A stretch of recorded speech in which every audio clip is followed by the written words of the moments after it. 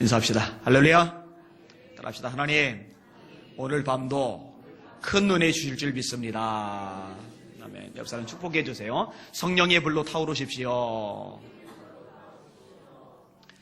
딕슨이라는 분이 이런 말을 했습니다. 우리가 교육에 의존한다면 교육이 해내는 것을 얻는다. 웅변에 의지한다면 웅변이 해내는 것을 얻는다. 조직에 의존한다면 조직이 해내는 것을 얻는다. 그러나 우리가 성령에 의지한다면 하나님이 해내는 것을 얻는다. 여러분, 사람의 능력으로, 사람의 수단, 방법, 머리 굴림으로, 조직으로 일하려 하지 마시고 성령 충만 받으시길 바랍니다. D.L. 무디가 이렇게 고백을 합니다. 그리스도인은 성령 충만한 삶을 살아야 한다. 만약에 성령 충만한 삶을 살지 못한다면 특권 이하의 삶을 사는 것이다. 여러분, 예수 믿는 사람들이 가진 특권이 있죠. 그게 성령 충만이에요. 근데 성령 충만하지 못하면 그 특권 이하로 사는 거란 거예요. 여러분들 그 특권을 누리실 수 있기를 주님의 이름으로 축원합니다. 오늘 설교의 제목입니다. 따라합시다. 위로부터의 능력을 받으라. 한 번 더. 위로부터의 능력을 받으라. 오늘 본문의 내용을 가지고 한 3가지 정도로 끊어서 생각을 해볼 겁니다. 시점은 뭐냐? 예수님이 부활하시고 승천하시기 직전입니다. 자, 오늘 본문에서 3가지를 우리에게 요청을 해주고 있는데, 첫 번째 보면 따라합시다. 예수님이 누구신지를 깨달으라. 자, 44절에서 47절까지를 같이 읽을게요. 시작.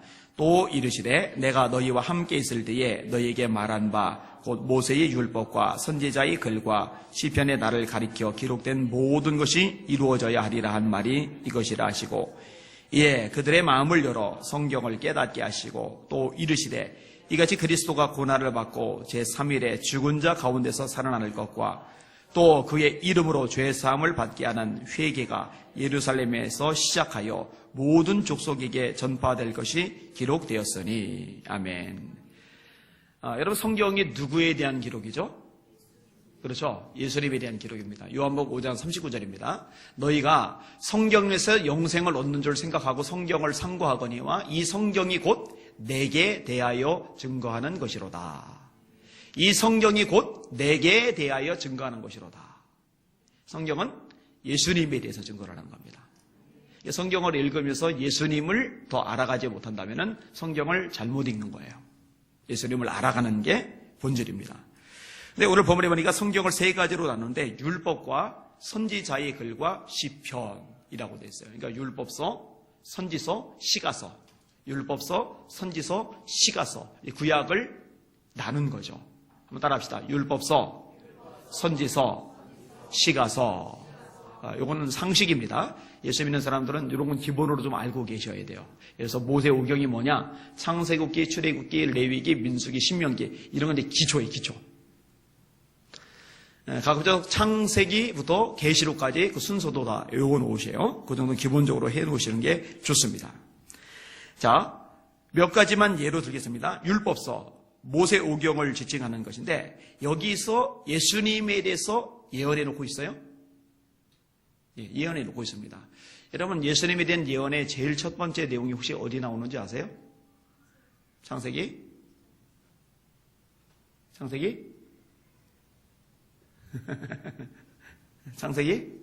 창세기는 맞아요. 1장 땡.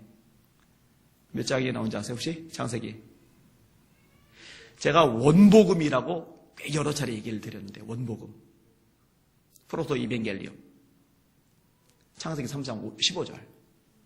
내가 너로 여자와 원수가 되게 하고 너의 후손은 여자의 후손과 원수가 되게 하리니 너는 그 발꿈치를 상할 것이요 여자의 후손은 네 머리를 상하게 할 것이다. 거기서 여자의 후손이 누구예요? 예수님이에요. 예수님.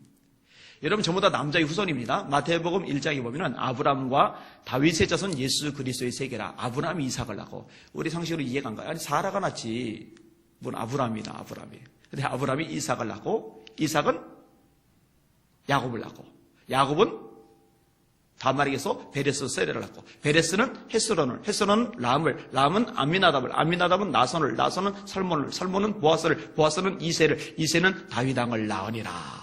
다윗은 우리아이에서 솔로몬을 낳고, 이게 전부 다 남자가 낳고 남자가 낳고 남자가 낳고 남자가 낳고라고 돼 있어요. 남자의 후손이거든요.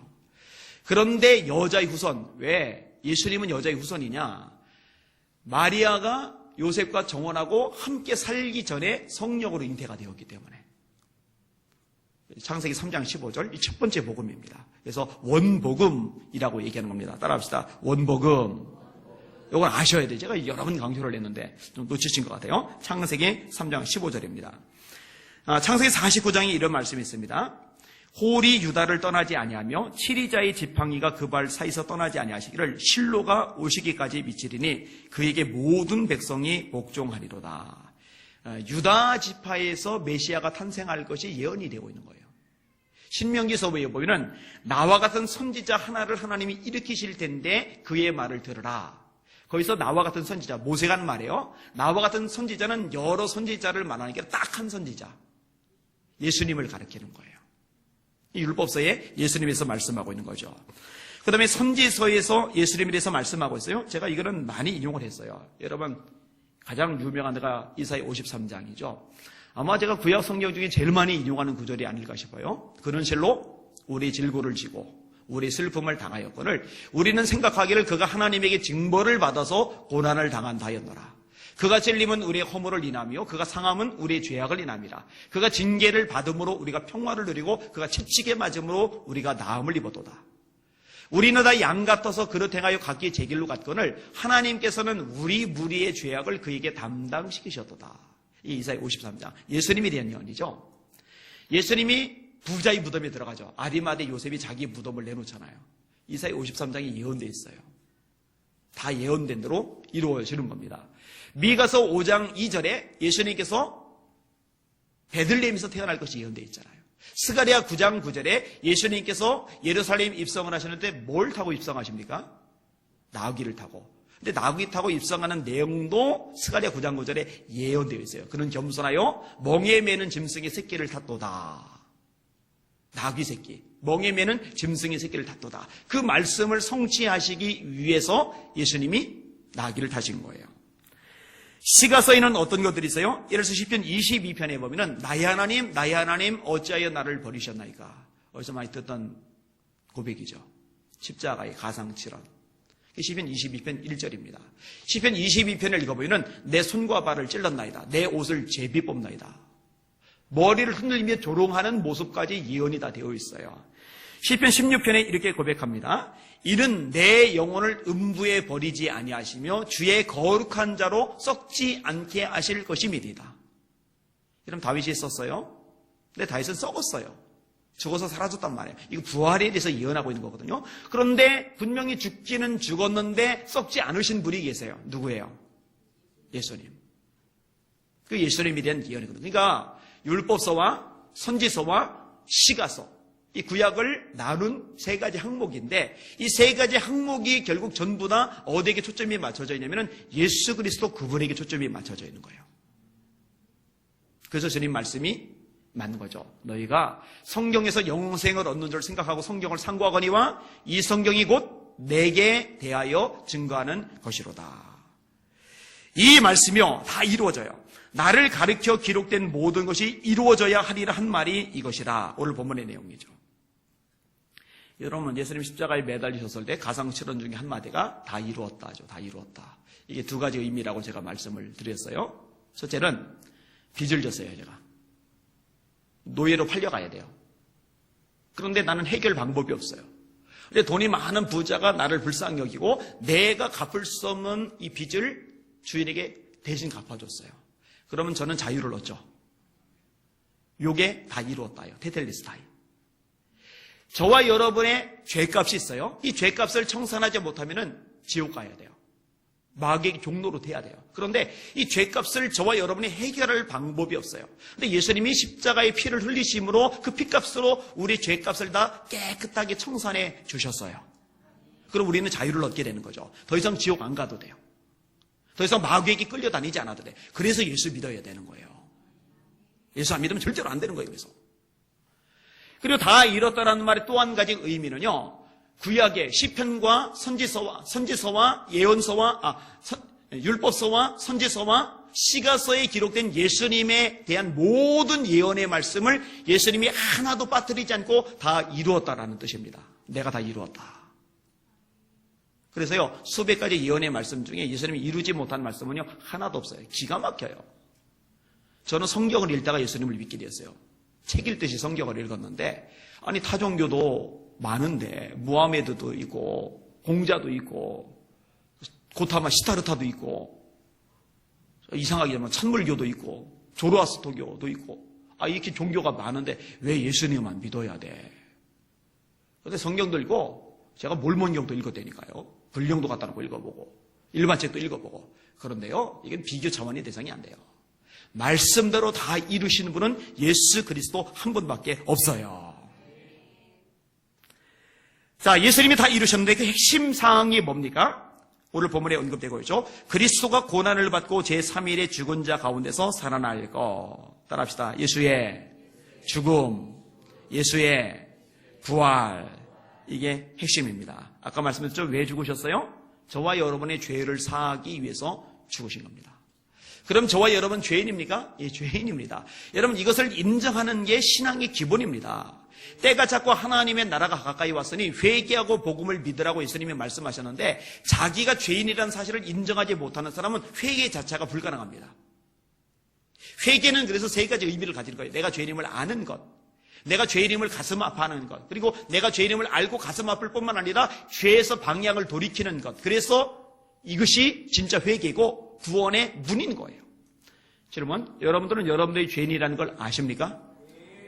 만약에 여러분들이 죄인이라는 것을 알지 못한다면 여러분들은 아직 예수님을 모르는 사람이에요.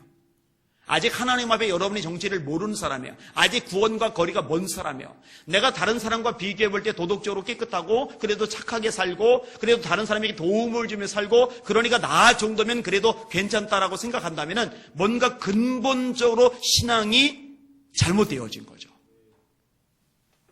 하나님을 하나님으로 인정하지 않고 살아가는 것, 종교 가운데 살아간 것, 내 고집대로 살아간 것, 이 모든 것들이 죄입니다. 특별히 하나님의 말씀에서 벗어난 것. 하말티아죠. 넘어가거나 관역인데 넘어가거나 빗나가거나 못 미치면 죄예요.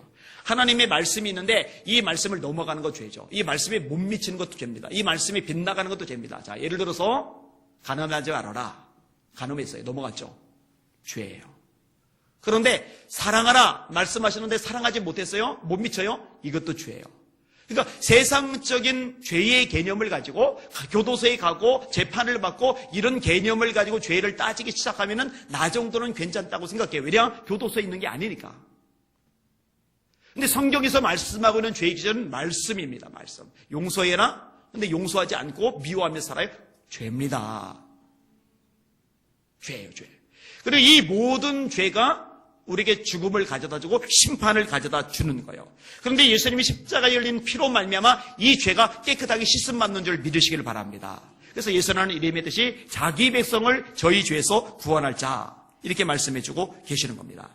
그런데 오늘 본문에 보면은 이런 표현이 이어집니다. 저희 마음을 열어 성경을 깨닫게 하시고. 자, 이 성경에 기록된 거요. 사람은 죄인이다. 예수님만이 그 죄를 사한다. 그 죄를 사하기 위해서 십자가에서 우리 죄를 대신 짊어지고 죽으셨다. 그러나 죽음에 매여 계실 수 없기 때문에 죽음을 이기고 사셨다. 승천하셨다. 다시 오신다. 이렇게 성경에 기록이 되어 있는데요. 이 말씀을 깨달아야만 하는 거죠. 이 말씀을 깨닫지 못하면은 와닿질 않는 거예요. 나와 상관이 없어지는 거예요. 이 말씀을 깨닫게 하시는 분이 성령님이시죠. 그래서 고린도서 12장 3절에 이렇게 말씀합니다. 하나님의 영으로 말하는 자는, 성령으로 말하는 자는 예수를 저주할 자라 하지 않고 성령으로 아니하고는 누구든지 예수를 주시라 할 수 없느니라. 누구든지 주의 이름을 부르면 구원을 얻으리라 했어요. 예수님 주라고 불러야 돼요. 고백해야 돼요. 정말 믿어야 돼요. 그런데 성령으로 아니하고는 누구든지 예수를 주라 할 수 없느니라. 질문. 여러분들 예수님을 정말 주님으로 믿습니까? 주님으로 고백합니까? 여러분의 힘으로 하는 게 아니에요. 여러분이 쇠뇌돼서 그렇게 되는 게 아니에요. 요즘 현대인들 얼마나 똑똑한데 쇠뇌가 됩니까? 쉽게? 안 넘어가요. 성령께서 여러분들을 깨닫게 하셨기 때문에 여러분의 입에서 그런 고백이 나오는 줄 믿으시길 바랍니다. 너희가 다시는 무소하는 종의 영을 받지 아니하였고 양자의 영, 이것도 성령이요, 성령을 받았으므로 아바, 아버지라 부르짖느니라. 이게 깨닫게 하시는 성령의 역사이거든요. 따라서 이 성령의 도우심을 통해서 구원의 확신이 명확한 여러분들 되시기를 주님의 이름으로 축원합니다. 이 구원의 확신이 명확하지 않으면요, 신앙이 흔들려요. 맨날 갈짓자로 헷갈리며 살아갑니다. 의무감 때문에, 체면 때문에 마지 못해서 교회를 다니게 돼요. 이 구원의 확신이 명확하지 않으면요, 유혹을 잘 받아요. 내가 하나님의 아들이고 하나님의 딸이라는 것, 오늘 당장 줘도 천국에서 눈을 뜨는 하나님의 사람이라는 것이 명확하지 않으니까 이 정체성의 결여에서 쉽게 넘어가는 거예요. 끌려다니는 거예요. 이러면 자기가 누군지를 제대로 알면은요, 여간에선 흔들리질 않습니다. 이 구원의 확신이 명확하지를 않으니까 기분에 따라, 감정에 따라, 환경에 따라서 신앙생활을 하는 경우가 많아지는 겁니다. 기분, 감정, 환경을 넘어서실 수 있기를 주님의 이름으로 축원합니다. 그렇게 되셔야 돼요. 여러분, 이렇게 예수님이 누군지를 알고 예수님을 영접함으로 구원받는 것, 이것은 가장 급한 일입니다. 가장 중요한 일입니다. 여러분, 도서관에 가면은 공부하는 사람이 많죠. 공부하는 종류는 다양합니다. 이제 사법고시가 폐지되죠. 근데 이거 폐지시키지 말고 존재시켜야 된다라고 주장하는 의견도 지금 많이 나오고 있어요. 로스쿨로 이제 대체가 되는데 로스쿨이 너무 비싸요. 그래서 이 권력의 대물림이 되는 거죠. 형편이 되고 돈이 되는 사람만이 판사가 되고 검사가 되고 변호사가 될 수 있는 사회구조. 그러니까 개천에서 용났다라는 개념이 이제 불가능해지는 사회구조로 바뀌어간다라는 어떤 상징 같은 의미가 되어버렸어요. 자, 아무튼 어떤 사람은 사법고시를 공부해요. 어떤 사람은 공무원 시험을 공부해요. 어떤 사람은 대학 들어가려고 공부를 해요. 어떤 사람은 이제 중간고사, 기말고사 앞에 두고 도서관에서 공부를 해요. 이 목적은 이제 저마다 다 다른 거예요. 근데 도서관에 불이 났어요. 불이 났는데 어떻게 해야 돼요? 나와야죠. 급한 거는 사법고시가 아니에요.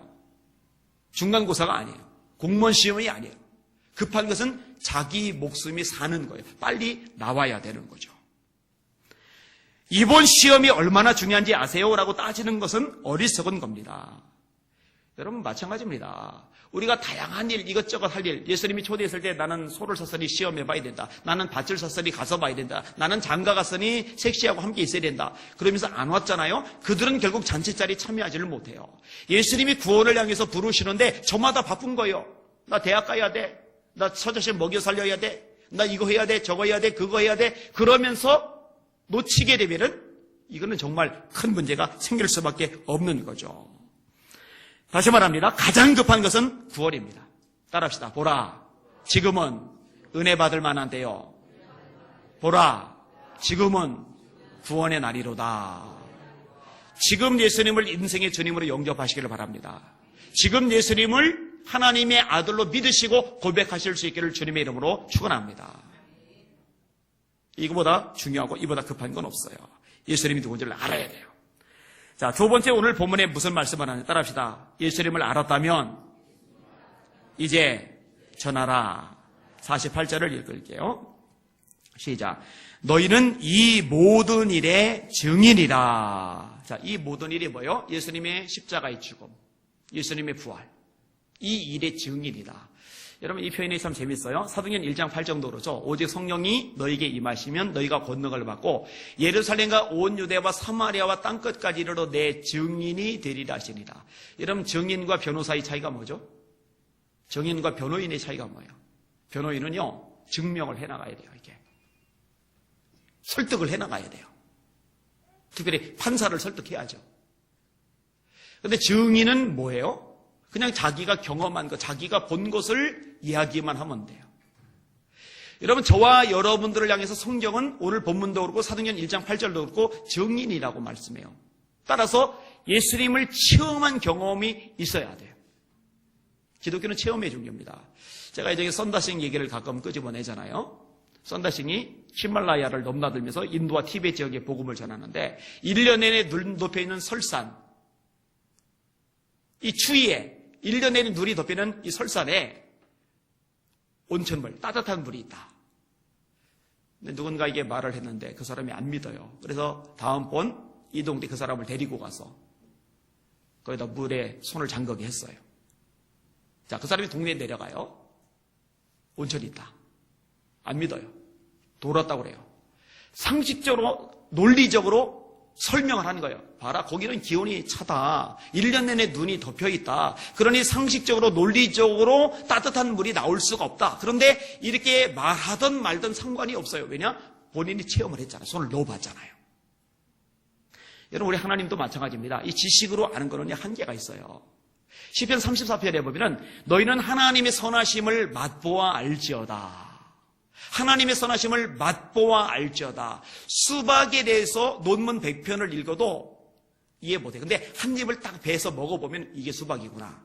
맛보아 아는 게 논문을 읽는 것보다 훨씬 효과적이에요. 하나님의 선하심을 맛보아 알지어다. 이거는 체험적으로, 경험적으로 알라는 거예요. 삶으로 경험하라는 거예요. 그럼 요동하지 않으니까. 그럼 이제 말할 수 있는 거죠. 뭐라고 말할 수 있어요? 나 예수님 만났다. 예수 만나고 나 이렇게 변화되었다. 내가 증인이다. 날 봐라, 날 봐라. 내가 봤다. 내가 경험했다. 내가 체험했다. 내가 분명히 내 삶으로 증명할 수 있다. 이게 이제 증인이라는 거죠. 그 증인의 삶을 살아가시기를 주님의 이름으로 축원합니다. 그리고 이렇게 증인으로 살아가는 것이 여러분의 삶의 본분입니다. 어떤 분의 고백대로 직장 생활을 하는데 직장은 부업이고 자기 본업은 전도라고. 여기는 여러분들의 본업은 전도이라는 거 잊지 마시기를 바랍니다. 사실 각 분야별로 자기 본분이 있잖아요. 학생의 본분은 뭐예요? 공부하는 거죠. 학생들 있죠. 여전아, 미래야, 영훈아, 효빈아, 효원아. 니들의 본분은 공부다. 쟤들이 사랑하는 부모님을 위해서 내가 돈을 많이 벌어야지 해서 주유소에서 석유 집어넣고, 그죠? 마트 가서 마포질하고, 편의점 가서 알바하고, 그거는 본분이 아니에요. 지금 본분은 공부하는 거예요, 공부. 저는 교회에만 너무 죽치고 있는 학생들도 반갑지 않아요. 열심히 공부하고, 그 다음에 와서 교제도 하고, 기도도 하고, 예배도 드리고, 그렇게 하는 거예요. 물론 예배 지키는 건 좋아요. 학생답게 공부하셔요. 여러분 직장에서 월급을 주죠. 왜 줘요? 일하라고 주는 겁니다. 근데 업무 처리는 안 하고 빈둥거리고 뺀질거리고 자꾸 꾀부리고 그런 본분을 다하는 게 아닙니다. 그런 사람은 해고돼도 할 말이 없어요. 경찰은 불법 행하는 자 잡아들여야죠. 국민 보호해야죠.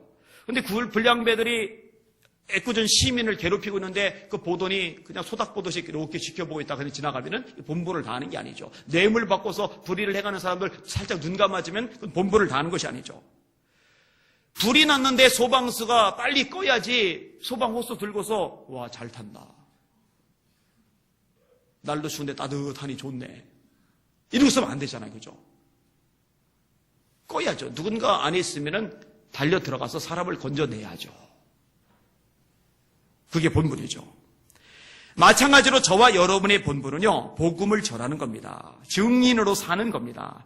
이런 복음을 전하는 삶 살아가시길 주의 이름으로 축원합니다. 그러므로 너희는 가서 모든 족속으로 제자를 삼아 아버지와 아들과 성령의 이름으로 세례를 지고 내가 너희에게 분부한 모든 것을 가르쳐 지키게 하라. 마태복음 28장이죠. 마가복음 16장에 15절에 너희는 온 천하에 다니며 만민에게 복음을 전파하라. 믿고 세례를 받는 사람은 구원을 얻을 것이요 믿지 않는 사람은 정죄를 받으리라. 여러분 어떠세요? 전도에 관심 있으세요? 네, 있으시래. 감사해요. 전도를 위해서 기도하세요? 네, 감사하네요. 기도하셔야 됩니다. 왜 이렇게 기도하셔야 되느냐? 아까 얘기했죠? 성령께서 깨닫게 하셔야 예수님을 믿게 되잖아요. 우리가 예수님을 주님이라고 고백하는 것 내 힘으로 되는 게요? 아니에요. 성령께서 깨닫게 하셨기 때문에 되는 겁니다. 근데 제가 전도를 할 때도 여러분이 전도를 할 때도 성령께서 역사하셔야 그 영혼이 깨닫고 예수님을 영접하게 되는 줄 믿으시길 바랍니다. 그래서 예수님이 빨리 나가 전도하라고 먼저 말씀하지 않고 성령 받는 것에 대해서 이야기를 끄집어 내신 이유가 바로 거기에 있는 겁니다. 전도하셔야 돼요. 제가 예전에 글을 읽다가 감독을 받았던 아이가 있어요. 지금은 당연히 아이가 아니겠죠. 경기도 광주 남한 산성교회 주일학교 학생인 김성수. 주일학생이니까 10대겠죠. 아니면은 더 어릴 수도 있겠네. 9살, 8살, 7살 아이들도 주일학생이니까. 근데 교회에서 부흥회를 하는데 은혜를 받았어요. 주일학교 아이가 어른 부흥회에 참석했다가 은혜를 받은 거예요. 은혜를 받고 나서 깨달아지는 거예요. 깨달아지니까 보이는 거예요. 아이의 눈에도 보이는 거예요. 집에 부모님들이 우상을 섬기고 있거든, 우상을. 근데 우상이 죄거든요. 그래서 안타까워하다가 캄캄한 밤에 그 우상을 몰래 가지고 나서 박살을 내버렸어요. 박살을. 그리고 새벽기도 참석해가지고 하나님 앞에 회개 기도를 해요. 주일학교 하기가 대단하죠. 어떤 회개 기도를 했느냐. 우상을 없애는 건 당연히 주님의 뜻이니까 해야 되지만 부모님 몰래 했다는 것. 그거는 또 이제 부모님에게 죄를 범했다고 생각이 돼서 그걸 회개를 했어요. 그리고 집에 돌아와 보니까 어머니가 난리가 난 거예요. 막 눈에 도끼를 품으면서 화를 내면서 딸을 두들겨 패는 거예요. 근데 울면서 딸이 이렇게 말했답니다. 우상을 없앤 까닭은 불순종하려는 게 아닙니다. 우상 숭배하면 지옥 갑니다. 예수 믿고 천국 가셔야 합니다. 예수 믿고 천국 가셔야 합니다. 울면서 살살 데려달라고 그러질 않고 도망가지를 않고 어머니 예수 믿으셔야 됩니다. 엄마 예수 믿어야 합니다. 이러니까요. 거기에 하나님의 은혜가 임한 거예요. 어머니의 마음이 녹아진 거예요. 예수님을 믿게 돼요. 여러분 믿지 않는 부모 때문에 우실 수 있기를 바랍니다. 믿지 않는 여러분의 형제 자매들 때문에 우실 수 있기를 바랍니다. 믿지 않는 여러분의 자녀들 때문에 기도하실 수 있기를 바랍니다. 저도 계속 기도해. 하나님 우리 제 둘째 동생 신환이 예수 믿게 해주세요. 셋째 기란이 예수 믿게 해주세요. 처남과 처남 아내 예수 믿게 해주세요. 돈 잘 벌면 뭐하고 성공하면 뭐하고 출세하면 뭐예요. 이건 다 쓸데없어요. 여러분 영원한 지옥 불구덩이 속에서 이 세상에서 잘 먹고 잘 산 거 회상해봐야 그거 어디다 쓰겠어요. 아무 짝에도 소용없어요. 예수 믿어야 돼요. 예수 영접해야 돼요. 그러니까 다른 것 가지고 신경 쓰고 스트레스 받고 그것 가지고 막 이게 잘 되기를 바라고 이거 다 둘째로 치우시고 여러분의 자녀들이 예수 믿도록 이 문제 가지고 금식하시고 이 문제 가지고 기도하시고 이 문제 가지고 작정 기도하시고 이 문제 가지고 하나님 앞에 매달리실 수 있기를 주의 이름으로 축원합니다. 천국과 지옥은 실제 하니까요. 자, 세 번째 마지막 부분입니다. 따라합시다. 약속하신 능력을 받으라. 49절 읽을게요. 시작. 볼지어다 내가 내 아버지께서 약속하신 것을 너에게 보내리니 너희는 위로부터 능력으로 입혀질 때까지 이 성에 머물라 하시니라. 자, 첫 번째 예수님이 누군지를 알고 영접을 해야 돼요. 예수님이 누군지 알고 영접을 했다면 두 번째 그 예수님을 전해야 돼요. 예수님이 증인으로 살아야 돼요. 근데 예수님이 증인으로 살아야 되는데 여기 굉장히 중요한 한 가지 요소가 추가가 돼야 돼요. 그게 뭐냐면 위로부터 능력을 받아야 된다는 거예요. 성령 충만을 받아야 된다는 거예요. 옛날 미국에서 성령 받지 말고 목회나이라 이게 유명한 욕이었다고 어른 목사님들이 설교하던 것을 제가 기억을 하고 있어요. 제가 그때는 이해 못했는데 지금 이해합니다. 성령 충만하지 않은 채로 목회하려면 죽음이죠. 죽음이죠. 그 지겹고 짜증나고 힘들고 스트레스 받아서 어떻게 목회를 합니까? 못해요. 근데요, 요즘 생각이 제가 또 바뀌었어요. 그거는요, 목회자만 그런 게 아니라 성도들도 똑같아요. 성령 충만 받지 않고 신앙생활 하려면요, 세상 짐에다가 교회 짐 하나가 더 추가가 되는 거예요. 힘들어요. 스트레스 받아요. 짜증나요. 뭘 이렇게 요구하는 게 많고, 예배는 또 왜 이렇게 징글맞게 많아요? 주일날 오전 예배 딸랑 드리고서 그냥 싹 사라지면 좋을 것 같은데. 뭐 이렇게 봉사하라고 하는 건 맞고, 전도하라고 그러고, 기도하라고 그러고, 어휴, 징글맞, 부담돼요. 힘들어요. 지쳐요. 이게 성령 충만 받지 않고 능력 받지 않고 신앙생활 하려면요, 신앙생활이 재미가 없어요. 그래서 얼굴에 기쁨이 없는 거죠. 성령 받으시길 바랍니다. 이 성령님이 오시면요, 하나님의 약속입니다. 요엘서 2장 28절에 예언되어 있죠. 이것을 사도행전 2장 17절에 술 취했다고 조롱하는 사람들 향해서 베드로가 인용을 합니다. 말세에 내가 내 영으로 모든 육체에게 부어주리니 너희 자녀들은 예언할 것이요 너희 젊은이는 환상을 보고 너희 늙은이는 꿈을 꾸리라. 이것이 하나님의 말씀이라는 걸 믿으시면 아멘. 그러면 이 말씀대로 우리 아이들이 성령 받으면 예언할 수 있어요. 할렐루야. 저 여진이나 미래, 영혼이, 효빈이, 효원이 이런 아이들 예언할 수 있어요. 장래일을 말할 것이요 이렇게 번역하기도 하죠. 꿈이 있는 거죠. 우리 청년들이 환상을 보는 거예요. 비전 보는 거예요. 막 헛것 보면서 헛소리하는 거 그거 말하는 거 아니에요. 그 비전 보는 거예요. 노인들이 꿈을 꾸는 꿈.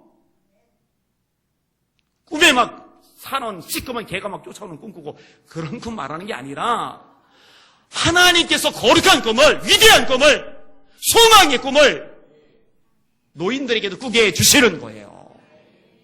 나는 늙었어. 이제 할 게 없어. 병들어서 이제 나는 무기력해가 아니라 그런 노인들 주셔도 꿈을 꾸게 만드는 게 성령의 능력이란 말이죠. 구약에 하나님이 쓰셨던 사람들은 다 성령 충만합니다. 다윗이 여호와의 신에 감동 내리라. 여러분 삼손이요, 젊은 사자를 염소 새끼 찢듯 찢었다고 돼 있잖아요.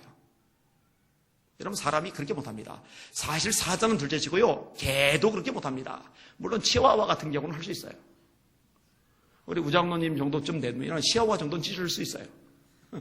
그런데 도베르만이나 아니면 진돗개 같은 거는 힘들어요.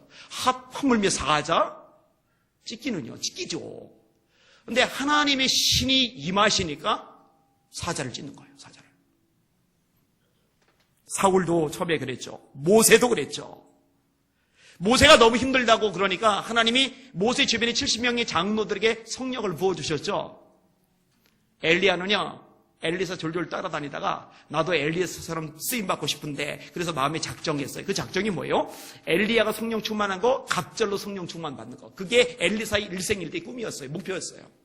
그래서 길갈에서 베델로, 베델에서 여리고로, 여리고에서 요단 건너로 엘리야가 따라오지 말라고 그렇게 구박을 하는데 베델의 50명 생도들이, 그 다음에 여리고의 50명 생도들이 자기와 똑같은 선지자 제자들이 선생님 따라다니지 말라고 구박을 하는데 100명이나 구박하는데도 기 하나 안 죽고 기어이 따라다니면서 엘리야가 너 원하는 게 뭐냐? 그러니까 그제서야 나 당신에게는 성령 갑절로 받기 원한다고 그러잖아요. 근데 그 어마어마한 성령의 역사가요, 마지막 때는요 모든 육체에게 부어준대요.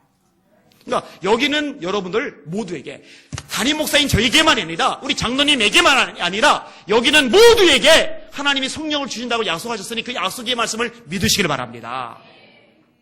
하나님 거짓말 안 하신단 말이에요. 이 성령의 능력을 받으면 아까도 말했듯이 전도가 가능해지는 거예요. 이 성령의 능력을 받으면요 어려움을 이길 수 있는 능력이 생깁니다. 이 성령의 능력을 충만하면요 새로운 삶이 가능해져요. 이전과 다른, 질적으로 다른 삶이 가능해집니다. 제가 경험해보니까 달라져요. 제 마음이 달라져요. 세상은 똑같은데 세상을 보는 제 시각이, 제 관점이, 제 마음속의 의지가, 용기가 달라져요. 그리고 내 심령이 달라지니까 세상을 바꿀 수 있는 힘도 생겨요. 이 성령의 능력입니다. 찬양이죠. 내가 매일 기쁘게 순례의 길 행함은 주의 발이 나를 안보함이요. 내가 주의 큰 복을 받는 참된 비결은 주의 영이 함께함이라. 성령이 계시네. 할렐루야 함께하시네. 좁은 길을 걸으며 밤낮 기뻐하는 것 주의 영이 함께함이라. 좁은 길을 걷는데 기뻐요. 밤낮 기뻐요. 내게는 그 힘 없어요. 좀만 힘들어봐요. 좀만 어려워요. 좀만 누가 나 긁어봐요. 좀만 감정이 상해봐요. 조금만 사건이 발생해봐요. 금방 낙담이 돼요. 저와 여러분 다 똑같아요. 근데 성령으로 충만하면은 그 마음이 강해지면서 밤낮 기뻐하는 능력도 생기는 줄 믿으시길 바랍니다. 미국에 찰스라는 소년이 있었습니다. 고아예요. 불쌍하죠? 소경이에요. 게다가 앞을 못 봐. 맹인이에요. 더 불쌍하죠. 근데 음악에 소질이 있어요. 그러니까 이 소경된 눈을 가지고 술집에 가가지고 노래를 불러서 용돈을 조금씩 벌어서 그 용돈으로 생계 유지를 해요. 어느 날 이 맹인 소년을 불쌍히 여기는 사람이 점자 성경을 선물로 줬어요. 점자 성경. 우리는 이렇게 눈으로 보지만은 이 눈을 못 보는 사람들은 손으로 이렇게 만져가면서 오돌오돌 튀어나왔잖아요. 저 그거 좀 배워보고 싶은 마음도 있는데, 그래서 튀어나온 걸로 이렇게 문질르면서 내려가면은 글을 읽을 수 있는, 참 대단해요. 그 개발해낸 사람. 정말 대단한 거예요. 이 점자 성경을 준 거예요. 이 소년이 사는 게 힘들어요. 부모가 없으니까. 사는 게 고달퍼요. 앞이 안 보이니까. 인생에 낙이 없어요. 절망적이에요. 술집에서 조금씩 용돈 벌어 사는 자기 삶이 비참해요. 그런데 성경을 읽다 보니까 성경은 하나님의 감독으로 써져 있잖아요. 이 소년의 마음을 바꾸기 시작을 하는 거예요. 이 소년의 마음에 용기를 주는 거예요. 이 소년의 마음에 꿈을 주는 거예요. 그래서 이전에는 자기가 그냥 조금 타고난 이 목소리로 노래를 하는데 이제는 성령의 능력을 힘입어서 노래하기 시작을 해요. 여러분, 다윗이 성령의 능력으로 노래하니까 어떻게 돼요? 귀신이 나가잖아요. 성령의 능력을 힘입어서 노래를 부르니까요, 영혼들이 감동을 하기 시작을 하는 겁니다. 이게 부모 원망하지 않아요. 세상 원망하지 않아요. 결국 미국의 유명한 가수가 됩니다. 자기 이름 앞에 레이를 붙여요. 레이 찰스. 레이란 말은 빛이라는 말입니다. 나중에 수만 명에게 열렬히 환영받는 미국의 유명한 팝 가수 중에 한 명이 됩니다. 레이 찰스 네이버 들어가서 검색을 한번 해보셔요. 그분이 아니죠. 교회 안에서 여러분의 사명 감당하는 것도 성령의 능력으로 감당하면 얼마든지 능력 있게 감당할 줄 믿습니다. 따라합시다. 힘으로 아니 되고 능으로 아니 되고 오직 나의 영으로 되느니라. 스가랴 선지자가 스룹바벨 총독 보고 외쳐준 말씀인데, 성전을 지으려고 작정하고서 보이직 포기하고서 예루살렘까지 왔는데 돈이 없는 거예요. 돈이. 이 예배당 지을 때 돈 들어가잖아요. 자재가 없는 거예요. 자재가. 기술이 없는 거예요. 인부들이 마땅치 않은 거예요. 외부의 방해 세력까지 있는 거예요. 할 수 있는 게 아무것도 없어요. 그때 스가랴 선지자가 오더니 요 말 해주는 거예요. 큰사나, 네가 무엇이냐? 네가 스룹바벨 앞에서 평지가 되리라. 작은 일의 날이라고 멸시하는 자가 누구냐?